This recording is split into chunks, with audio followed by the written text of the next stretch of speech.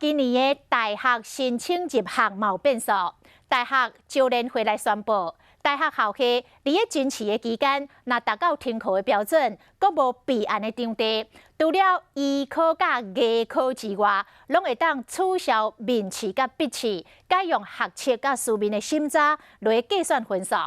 就是因为这个医科甲艺科竞争真激烈，所以也是爱维持面试。金榜题名，旗开得胜。想要金榜题名，但你梦想的大学无开咧，担心疫情拍乱大学申请的二阶段甄试，招联会决议甄试期间疫情停班停课。大学校会办理二阶甄试，先启用闭环试场，或者是试甄试。若是无备用的考场，改以学测甲书面审查计分，以内涵名额录取。但是只有艺科系袂使试，因为竞争上激烈，必须要维持面试。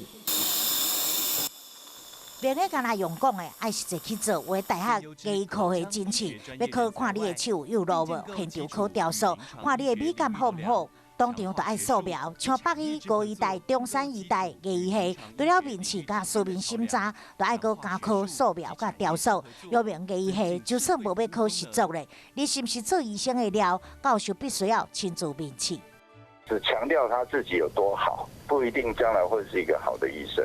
尤其是将来你要跟病人讲话的时候，一定要跟病人的眼睛有眼光的接触。